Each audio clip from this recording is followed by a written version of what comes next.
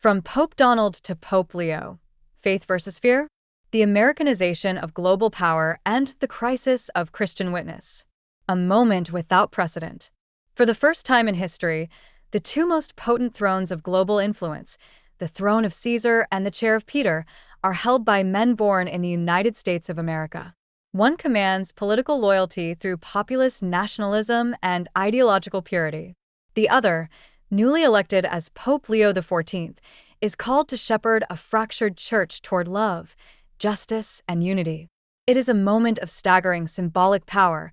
America, once deemed too capitalist, too individualistic, too irreverent to produce a pope, now holds the reins of both political might and spiritual moral authority.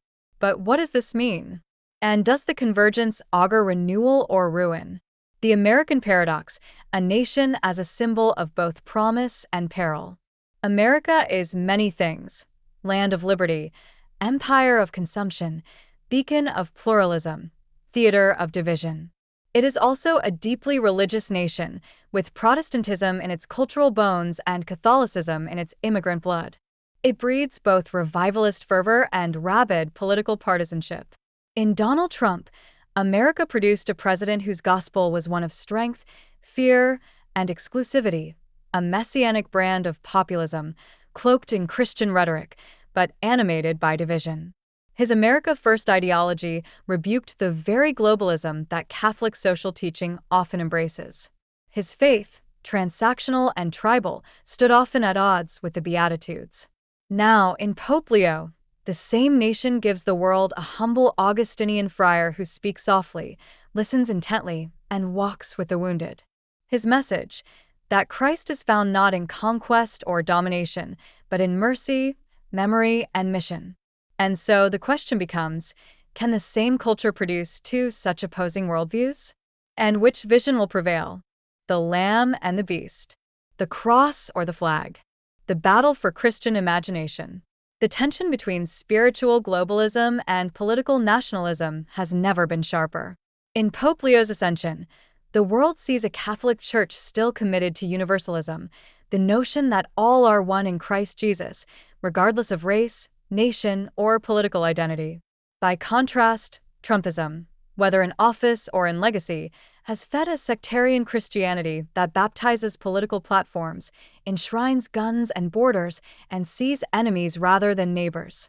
Thus emerges a deeper battle, the cross versus the flag. Leo preaches the primacy of faith, fraternity, and the pastoral call to unity. But he must contend with a global environment where American-style Christianity often represents dominance, denial, and doctrine weaponization.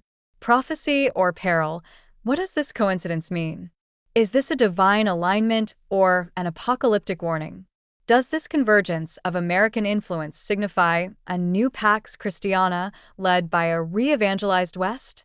Or does it portend a dangerous overreach, where religion is subtly co-opted by empire and the church forgets the poverty of Bethlehem? There is danger if the papacy becomes too Western, too institutional, or too politically entangled. Pope Leo will need to prove that, though he is American by birth, he is Catholic in soul, global in vision, prophetic in tone, and grounded in the suffering Christ, not the triumphalist Caesar. Will the church blink first? Pope Leo must confront rising pressure to cave to choose silence over confrontation, tradition over truth, preservation over mission. But this is the moment when the church must rise, not recoil. He must speak truth to American power where necessary, especially on issues of racism, migration, inequality, and ecological collapse. Reject both progressive dilution and reactionary fundamentalism. Reclaim a Christ-centered gospel from its political hijackers. Conclusion: a time for moral imagination.